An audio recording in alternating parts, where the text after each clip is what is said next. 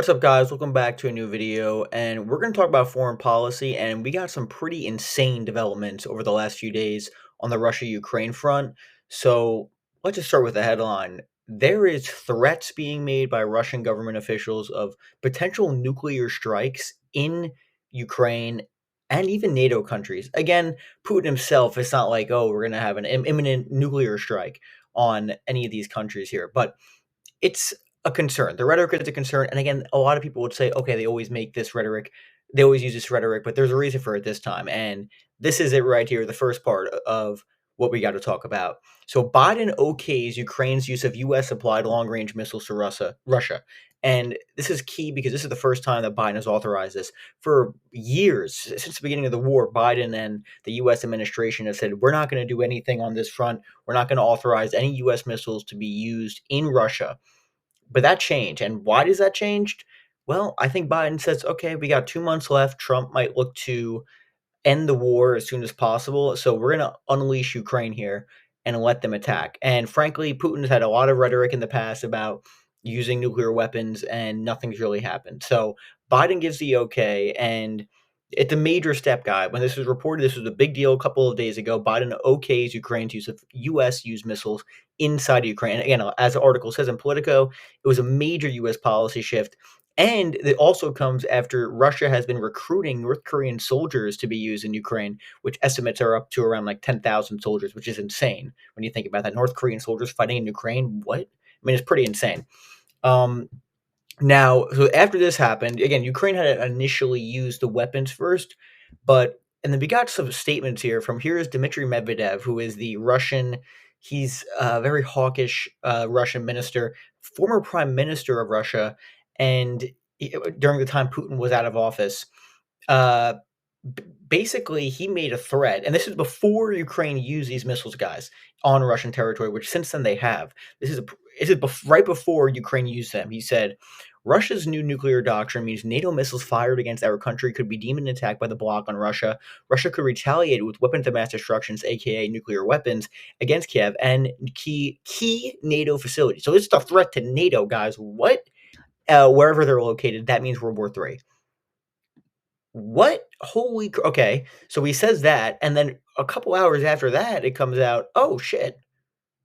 Ukraine has struck Russia with US used, or US supplied long-range missiles." Now, Russia said they shot down, like, 4 out of the 5.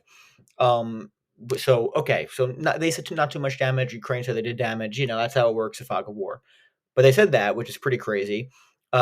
Russian territory hit by US supplied missiles. And then that happened. So now it's like, okay, this shit's getting real now, guys.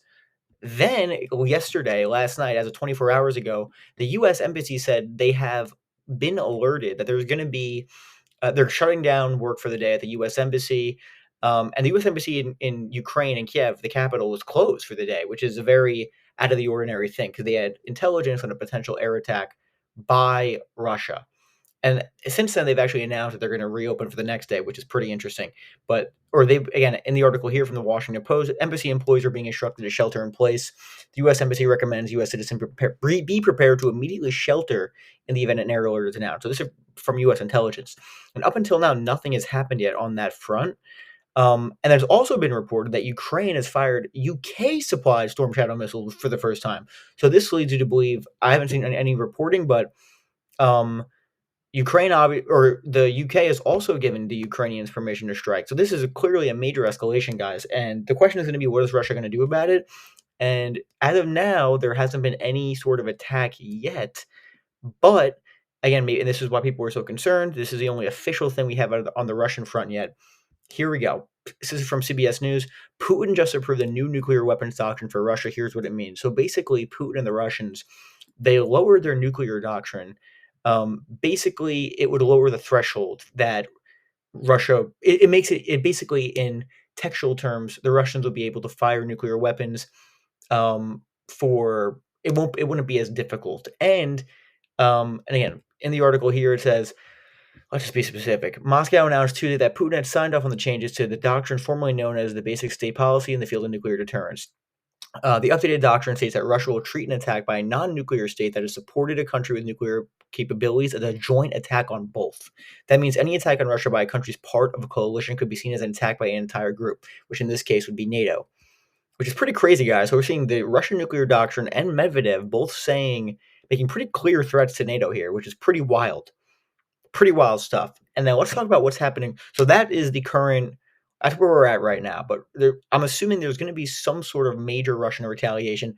Won't be nuclear. It's probably just rhetoric. But who knows, guys? If things escalate to a certain point and things keep escalating, who the hell knows what's going to happen?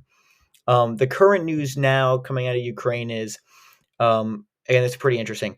Now it's being reported that Russians have fired missiles. Look at this. Out of Dnipro, there has never been such an explosion, some kind of triple detonation, and then another missile launch. So the Russians are firing at Ukrainian cities right now, but and the entire state of Ukraine is under a missile alert. So it's pretty interesting. We don't know what's going to happen, but anything that's coming out on this front we will get to you. But there's no question this is really concerning stuff. And listen, I think a lot of this has to do with the fact that Biden's going to be out of office soon. That's why he okayed this. But this is a very scary situation, and hopefully things will de-escalate. But there's no question that in the days and weeks ahead, before Trump is inaugurated, are going to be super interesting times in the Middle East with Israel and Iran, which seems to be maybe de-escalating on the Lebanese front, but we will see. And the Russia-Ukraine front seems to be escalating, which is you kind of would have expected the opposite.